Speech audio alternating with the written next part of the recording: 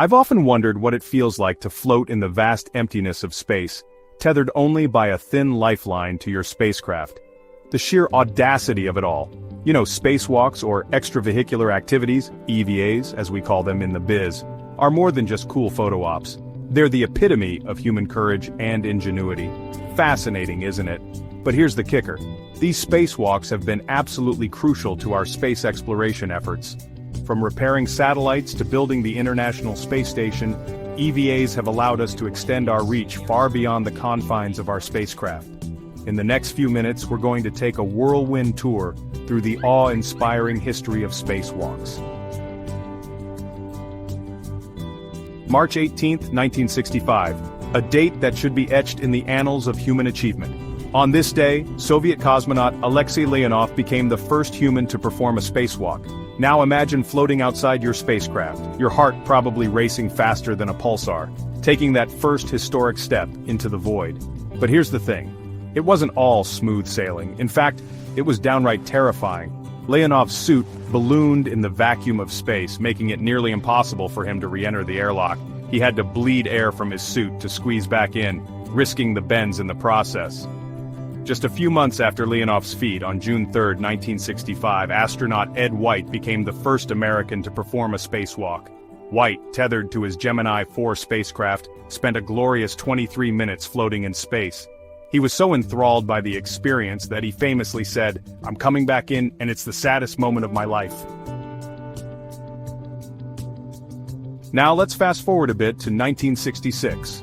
Buzz Aldrin, floating outside the Gemini 12 spacecraft, extends his arm and snaps what might just be the coolest selfie in human history. This spacewalk also introduced the concept of neutral buoyancy training, basically underwater practice sessions that simulated the weightlessness of space. Fast forward to 1984, and we've got Bruce McCandless II literally untethering himself from the Space Shuttle Challenger. Can you imagine the gut-wrenching moment when he unclipped that safety line? McCandless floated free, propelled only by his Manned Maneuvering Unit, MMU, a nitrogen-powered jetpack. This wasn't just a spacewalk, it was more like a spaceflight. McCandless drifted 320 feet away from the shuttle, becoming a human satellite. The image of him floating alone against the backdrop of Earth is one of the most iconic in space history. The year is 1998, and we're about to witness one of the most ambitious projects in human history, the assembly of the International Space Station, ISS. Now, building anything in space is like trying to put together IKEA furniture while wearing oven mitts and floating in a pool. But Newman and Ross nailed it, kickstarting a construction project that would continue for over a decade and involve astronauts from multiple countries. Speaking of high-stakes space missions, let's talk about the Hubble Space Telescope. In 1993, this incredible eye in the sky had a bit of a problem. Its primary mirror had a flaw that was causing blurry images. Enter astronauts Catherine Thornton and Tom Akers. These cosmic optometrists embarked on a series of spacewalks to essentially give Hubble the universe's most expensive pair of corrective lenses. The repair mission was a complete success, allowing Hubble to capture the breathtaking images of our universe that we know and love today. Now folks, let's talk about the elephant in the room, or should I say, the water bubble in the helmet. Parmitano was outside the ISS, performing routine maintenance, when suddenly he felt water creeping up his neck and into his helmet.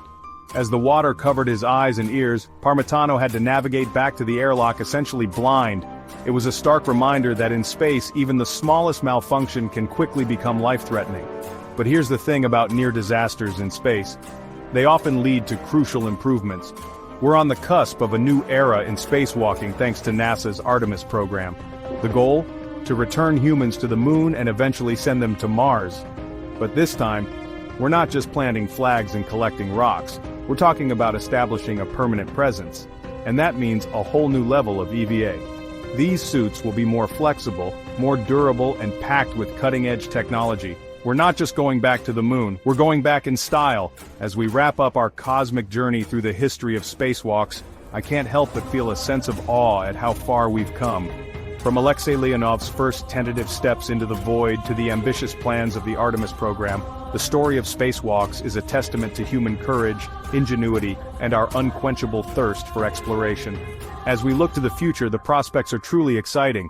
The next generation of spacewalkers will build habitats on the moon, pave the way for human exploration of Mars, and perhaps even enable everyday people to experience the thrill of floating in space.